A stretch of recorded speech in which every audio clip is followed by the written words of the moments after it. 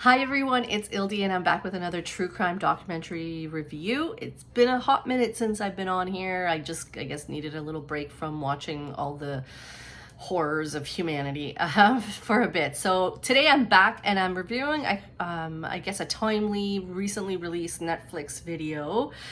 Just gonna look over here, so hold on a second. It is called, so it just came out, I want to say like a week ago, so May or June of 2022. It's called Keep Sweet, Pray and Obey. And so I just finished watching it. I watched all 4 episodes. They're about 45 minutes each, and I watched all of them in one sitting, so that's a significant amount of time to watch it. I have more questions than that I came away with, which I'm sure most people have. So what is this Ubud? I'm just looking at the trailer there. Yeah, so Keep Sweet, Pray and Obey is a documentary about the FLDS, so the Fundamental Latter-day Saints people? Fundamentalist Church of Jesus Christ of Latter-day Saints. Boom, FLDS is their title. So they're a fundamental element of the LDS, regular, I guess, LDS church. And Jeff Warren was their eventual leader, which was what the documentary was about, but it kind of traces it back before that, when his dad, this gross old man, was also their prophet. So I'm not dissing the church, well, I'm dissing this church, the fundamental peoples. I'm not dissing the regular peoples. I don't know anything about it really, so other than other true crime documentaries actually. So, but anyway, so the fundamentalist is the key word in this piece. Very isolated community in Arizona, in Utah, and basically it's about polygamy and taking multiple wives, but that's not what it's about. So it kind of takes you through interviews with a few women who escaped the church and kind of shed light on the, I guess, improprieties? No. The disgusting crap that was happening with the much younger 12 to 14-year-old women, girls who were married off to disgustingly old men, which is essentially rape. Let's call it what it is, or child abuse, or assault. So the documentary follows these few women and their separate journeys to having escaped, and also, I guess, the eventual downfall and arrest of, spoiler alert, of Jeff Warren. I mean, this has been in the media for a while. I think it was 2006 or 16, whenever this happened. And it's quite a journey we go on. It is well done. It is more, I actually want to say, because I've said it before in some other of my videos, where there is a Netflix formula of these documentaries, but this was a little bit, the content was definitely there. So even if it was shitty, like, the content is going to keep you hooked. And so my review is it's great and it's worth watching. But it is well done. There's a lot of footage, home footage from the girls. There's a lot of interviews with some of the women and the men, because they also ousted men who had questions or were, I guess, not in line with what Jeff Warren wanted. As far as I'm concerned, Jeff Warren is a gross, creepy, geeky man whose only chance at ever getting laid and or have any sort of power would have been in this kind of atmosphere, because in the real world, I don't know. Anywho, yeah, I'm being mean. It's just, it is what it is. He's a gross, creepy, nerdy man. Think the Subway guy, right? Like that guy, think that. And to this day, I mean, he did get arrested, and to this day, he's in jail and still is the prophet. I don't know. But I do have 5 bazillion questions that came out of this documentary, and some topics that I thought was really interesting, that it made me think.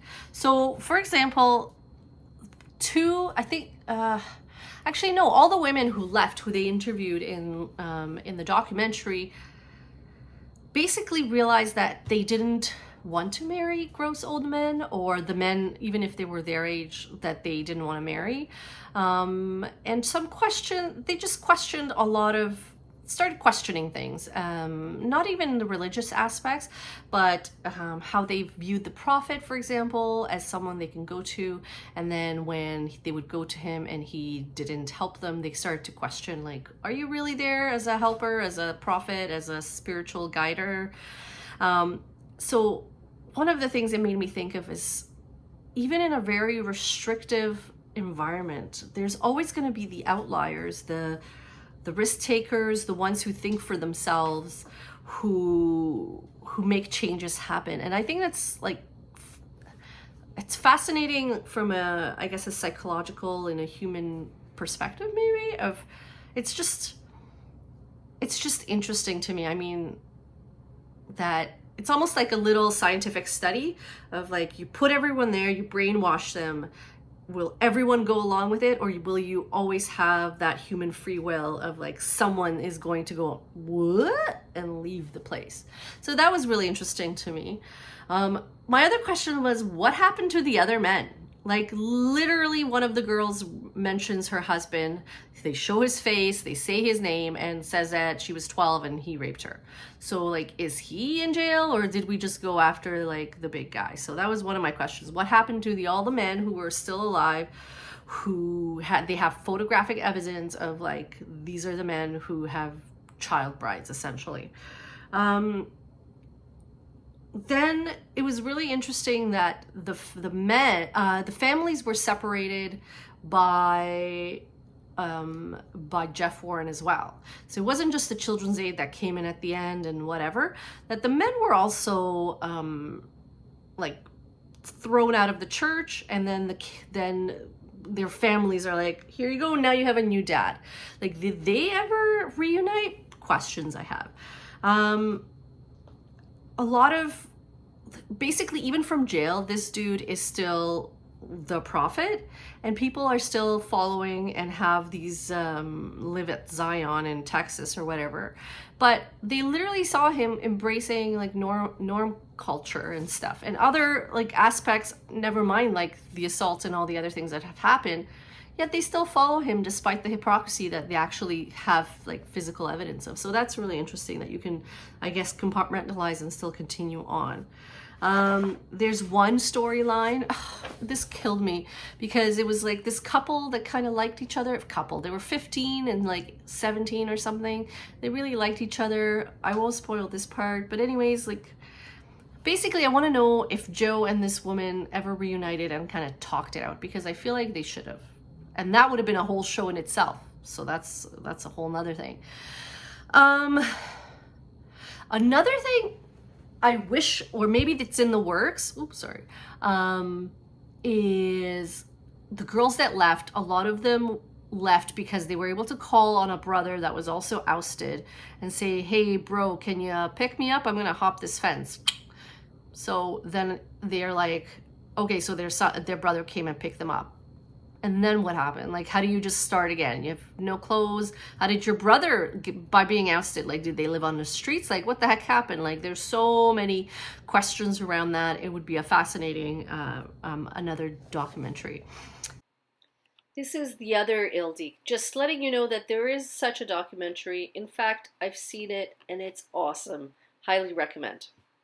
And even, like, charges wise, like, financially, there must have been fraud, embezzlement. Like, the dude basically owned everyone's property and bought it from other people. Did no one sue them once they got ousted? Like, there's just a lot of questions around there. And then it also brings interesting questions around child brides, and because the core of it was about basically older men marrying and raping younger girls, right? Or having, because as a marriage, right? But if we look at any, like, some of the other cultures in the world that do it in a it's not even like a restrictive way, not in such a, like, enclosed restrictive way. So obviously arranged marriages, is there like, I would love to know, are arranged marriages, is there certain laws of like age gap, like age, like you can, we'll arrange your marriage, but how you have to be 16 and over? Like, I don't know how that works. But that sounded so stupid and naive. Oh my God.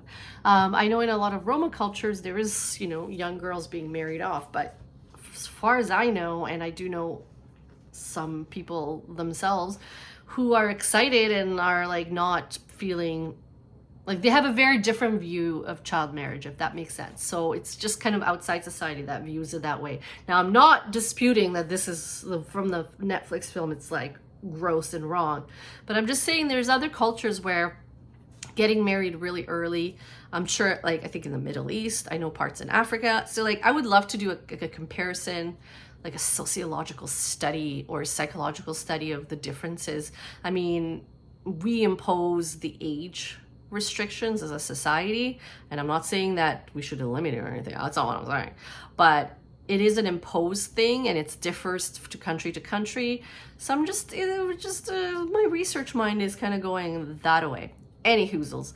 And then at the end, CAS removing the kids with the SWAT team and stuff, that was kind of icky, but I kind of see where that came from. I'm just really confused that in all of the evidence and all of the testimonies, really Buddy Dude was only charged on like a few charges.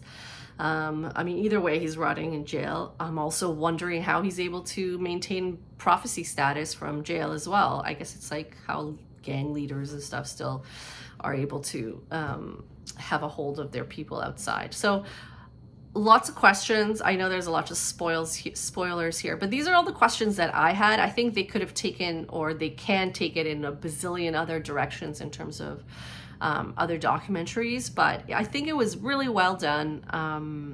And obviously the content was quite fascinating and disturbing, but it wasn't done tastelessly, if that makes sense. Like it's a must watch. It's a really good, well-made documentary. So kudos to Netflix for bringing out another good one.